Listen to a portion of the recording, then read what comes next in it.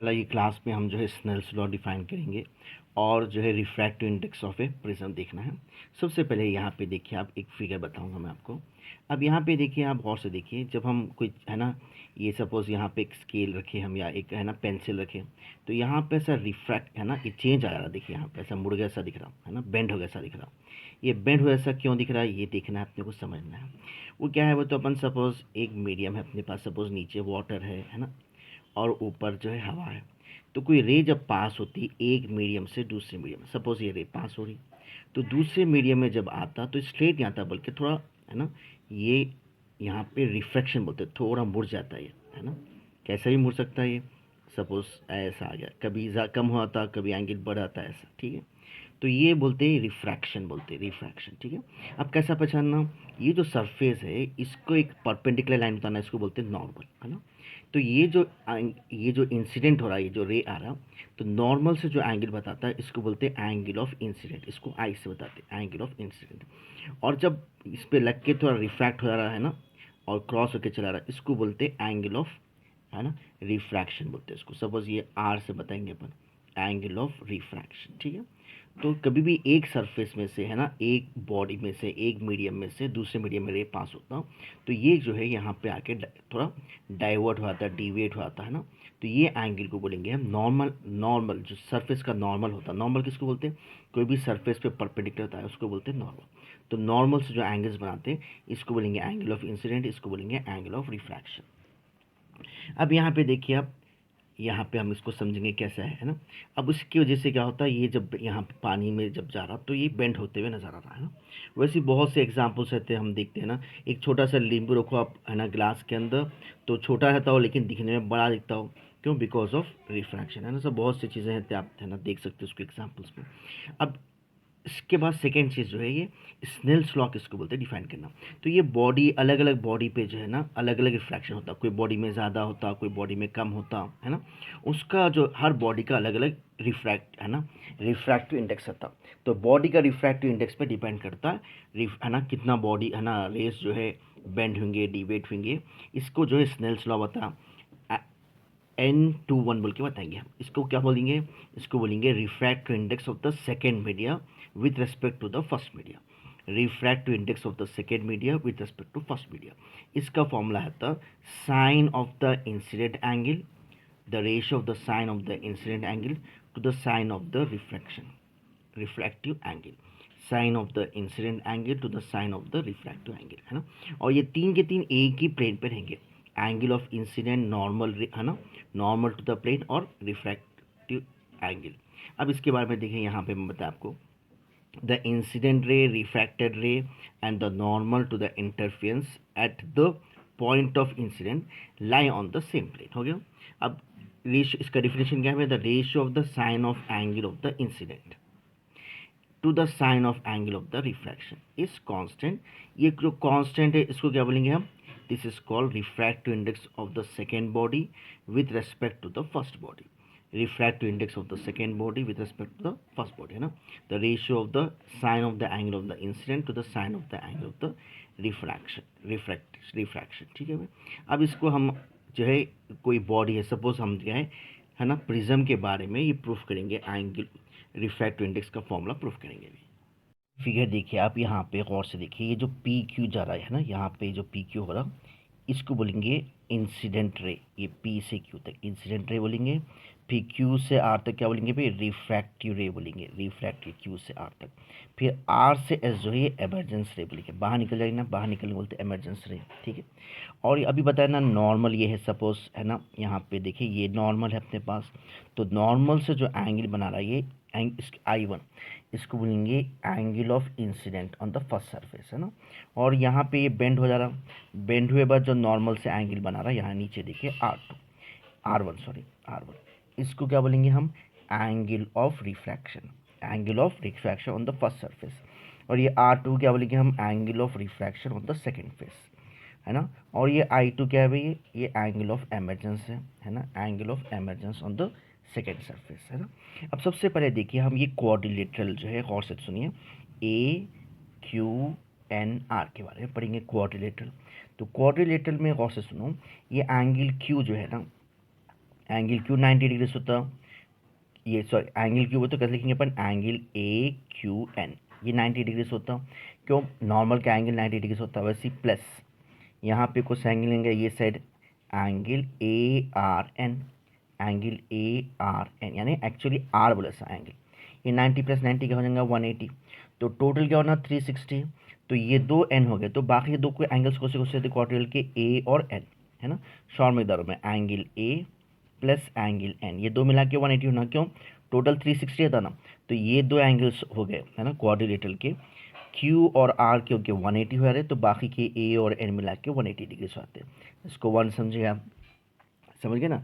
दूसरी चीज़ क्या है इसका, और एक चीज़ याद रखना पर, यहाँ पे ये भी देखिए R1 plus R2 plus N, ये क्या है ट्राइंगल के एंगल्स है, तो ये भी मिला गया तो ये भी हो जाता 180, ये भी मिला लिए तो क्या हो जाएगा 180 हो जाएगा। अब इसमें से एक काम करिए आप, ये क्या है एन, इसमें से मालूम कर लो एंगल एन क्या होता 180 प्लस ए उधर लगे तो माइनस ए, तो यहाँ पे डालो R1 प्लस R2, इसमें से n क्या होगा 180 माइनस ए, तो n के पे डाले आप suppose 180 minus A equals to 180, तो ये plus 180 minus 180 cancel, A minus हो जाएगा प्लस होता, तो एक डेरिवेशन होता अपने पास A equals to R1 plus R2, A को बोलेंगे हम एंगल ऑफ प्रिज्म, ए को बोलेंगे एंगल ऑफ प्रिज्म, ठीक है ना भाई। दूसरी चीज़ देखिए गौर से सुनिए आप, सपोज़ यहाँ पे है ना ये एंगल ऑफ इंसिडेंट के पास बता रहा हूँ मैं, क्या है यहाँ पे सपोज़ ये एंगल ऑफ इंसिडेंट क्या है I1, है ना, तो ये पूरा एंगल भी क्या है था I1 ही रहता है ना। हाँ, दूसरी चीज़ क्या है, रिफ्रैक्शन होने से ये एंगल ऑफ रिफ्रैक्शन क्या हो गया ये R1, ठीक है, तो कितना डिविएट हुआ ये माइनस करना है, तो डिविएशन क्या बोलेंगे, फर्स्ट सरफेस के पास डिविएशन हो रहा I1 माइनस R1, इतना हिस्सा डिविएट हो रहा फर्स्ट के पास। और वैसे सेकंड के पास देखिए आप, सेकंड के पास डिविएशन क्या होगा, यहाँ पे ना सेकंड सरफेस है सपोज ऐसा आ रहा है ना, तो यहाँ पे I2 है तो इधर भी I2 होता, तो और ये एंगल क्या है भाई इतना बेंड हो रहा ना, तो इसको बोलते ये हिस्से को बोलते है ना डिविएशन। तो सेकंड के पास डिविएशन आता I2 माइनस R2, तो टोटल डिविएशन डी से बताते हैं। यहाँ पे देखिए फिगर यहाँ पे आ रहा है, यानी एक्चुअली रेस जा रही थी ऐसा, लेकिन क्या होगा बेंड होके ऐसा बाहर निकले, तो इसको बोलेंगे टोटल डिविएशन। तो टोटल डिविएशन क्या होता है ऐड कर लो I1 प्लस I2, ये दोनों में से माइनस कॉमन ले लो तो ये आता R1 प्लस R2, तो डिविएशन ऐसा लिख सकते हैं डी इक्वल्स टू क्या हो गया I1 plus I2, R1 plus R2 भी मालूम करें हम, R1 प्लस R2 होता ए, तो देयरफॉर डिविएशन का फॉर्मूला क्या हो जाएगा, एंगल ऑफ डिविएशन हो जाएगा I1 प्लस I2 माइनस ए, ठीक है। अब यहाँ पे हम क्या करते हैं एक फिगर उतारते याद लीजिए, एक ग्राफ उतारते, एक है ना वाई एक्सिस पे क्या लेंगे हम डिविएशन लेंगे, है ना, और एक्स एक्सिस पे एंगल ऑफ इंसिडेंट। तो एंगल ऑफ इंसिडेंट याद थे ना हम बढ़ाते गए, समझो हम पहले थोड़ा कम लिए फिर बढ़ाते गए, तो एंगल ऑफ डिविएशन क्या होता पहले बढ़ते कम होते जाता, एक लिमिट तक कम होता फिर उसके बाद बढ़ता। अब देखिए ये है ना ये फिगर देखिए, अब ये वाई एक्सिस पे क्या है डिविएशन का एंगल लेते आ रहे हम, एक्स एक्सिस पे जो है इंसिडेंट एंगल, तो जैसे जैसे हम इंसिडेंट एंगल बढ़ाते जाएंगे तो क्या होगा भाई डिविएशन जो है कम होते जाएगा, कम होते होते एकदम एक मिनिमम वैल्यू आएंगी, इसके बाद फिर एंगल बढ़ाते गए तो एंगल ऑफ डिविएशन फिर बढ़ते आता, तो ये जो मिनिमम एंगल है इसको बोलते हैं एंगल ऑफ मिनिमम डिविएशन।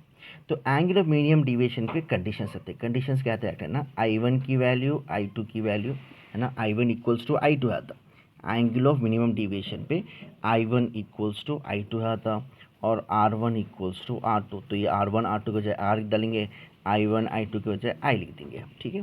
तो अब यहाँ पे देखिए ये अपन जो प्रूफ कर रहे थे इस पर अब ये कंडीशंस लगाएंगे अपन, I1 I2 दो बराबर हो गए तो D इक्वल्स टू I1 के बजाय I प्लस I हो जाएंगे, ये 2I होता 2I माइनस ए, तो इसमें से एक काम करो इसमें से I मान कर लो, ये माइनस से इधर ला लो प्लस से होता, तो A प्लस मिनिमम डिविएशन को DM से बता देंगे divided by 2 equals to I, ये एंगल ऑफ इंसिडेंट हो गया। वैसे एंगल ऑफ रिफ्रैक्शन क्या है भाई R1 R2 सेम हो गया, तो A equals to R1 plus R2, ये भी R समझो भी R2 R, तो 2R इक्वल्स टू A हो गया, R equals to A by 2। तो अब इसको हम क्या करेंगे स्नेल्स लॉ में डालेंगे, स्नेल्स लॉ क्या अपने पास, refractive index of medium 2 with respect to 1 is sine of incident angle by sine of refractive angle, तो equals to sine of है ना इंसिडेंट एंगल का भी प्रूफ करना अपन, ये हो गया a plus D M divided by 2, पीछे भी प्रूफ करें divide by sine of refraction हो गया a बाई 2, तो ये हो गया प्रूफ है ना क्या का प्रूफ है ये, refractive index of a prism, sine of incident by sine of refraction क्या होगा फॉर मिनिमम डिविएशन, है ना। रिफ्रैक्टिव इंडेक्स का फॉर्मूला हो गया sine of A plus D M by two divide by sine of A by two, है ना। अगर समझो सपोज प्रिज्म जो ले रहे हैं ये इक्विलेटरल है समझो, तो जब हम ए की जगह पे 60 डिग्री तक डाल सकते हैं, ए की जगह पे 60 डिग्री तक डालें। अगर इसको सॉल्व करना तो 60/2 30 प्लस डी एम ऐसा सकते हैं, दिखे तो भी चलता। अगर इक्विलेटरल प्रिज्म पूछा तो सिर्फ ए इक्वल्स टू 60 डिग्री प्रूफ कर लो। अब ये सारी चीज़ें यहाँ पे समझाया, देखिए मैं इसको प्रूफ कर दे। सो क्या लिखा अभी जो पढ़े वही समझना है। ए क्या है, एंगल ऑफ द प्रिज्म, और N21 क्या है भाई, angle of incident, angle refractive index of glass with respect to the air, ठीक है। पी क्यू किसको बोलते हैं, इंसिडेंट रे, अभी देखे अपन, और क्यू आर बोलते हैं रिफ्रैक्टिव रे इन द प्रिज्म, और आर एस क्या बोलेंगे, एमरजेंस रे। नॉर्मल्स क्या है भाई, मीटे हो रहे ए पे। आई वन क्या है, angle of incident at the first surface, और आर वन क्या है भाई, angle of refraction at the first surface. R two क्या है, angle of refraction at the second surface, और आई टू किसको बोलेंगे, एंगल ऑफ एमरजेंस। डी क्या है भाई, एंगल ऑफ डिविएशन, ठीक है। अभी बताया मैं ये दो नॉर्मल्स के एंगल्स मिला के क्वाड्रेटिक में 180 हो रहा, उस वजह से ए प्लस एन बी क्या होता है 180, है ना। वैसे ट्राइंगल में क्या है, तीन एंगल्स मिला डाले, आप पीछे फिगर देख लेना बाद में, R1 plus R2 plus angle N, समझिए बीच वाले एंगल 180, ये दोनों कंपेयर करके दिखाया ना अभी कैसा आएगा, तो R1 plus R2 equals to A आ जाएंगे। पीछे देखिए अपन कैसे अप्रूव करें, ठीक है। तो ये हो गया पहला। अब दूसरी चीज़ क्या है, टोटल डिविएशन क्या होगा, पहले सरफेस पे डिविएशन है I1 माइनस R1, और दूसरे सरफेस पे डिविएशन है I1 plus I2 minus R2। ये पहले I1 प्लस I2 एक डालो, दोनों में से माइनस कॉमन ले लो, R1 प्लस R2, ठीक है। तो अब ये हो गया, है ना, substituting this in the equation 3। तो अपन क्या करें, ऊपर सब्स्टिट्यूट कर लिया ना, तो D इक्वल्स टू क्या आ गया, I1 प्लस I2 माइनस ए, ठीक है। अब एंगल ऑफ मिनिमम डिविएशन क्या करें, हम एक ग्राफ उतारे, graph between I and D। इसको क्या बोलते हैं भाई, इसमें क्या होता है, the value of D decreases, पहले कम होते आता, एक मिनिमम पे आता है, इसको बोलते हैं एंगल ऑफ मिनिमम डिविएशन, और फिर बढ़ जाता। तो एंगल ऑफ मिनिमम डिविएशन पे क्या मालूम होता है, तो I1 और I2 की वैल्यू बराबर रहती है, R1 और R2 की वैल्यू बराबर रहती है। तो पीछे अभी बताया ना, सब्स्टिट्यूट कर ले हम, जैसा R1 plus R2 equals to ए था, ये भी R डालो, दोनों सेम है ना, तो 2R equals to A, R equals to A by 2 हो गया।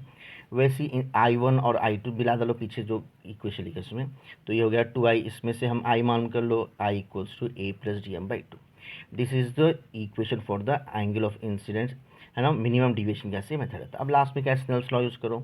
स्नेल्स लॉ क्या है, sine of incident by sine of refraction. तो ये प्रूफ का हो गया, है ना, NI2 equals to sine of I, अभी मालूम कर लिए हम ऊपर, वैसे R मालूम कर लिए। अगर इक्विलेटरल ट्रायंगल हो तो इसमें एक पे 60 डिग्री सकती है।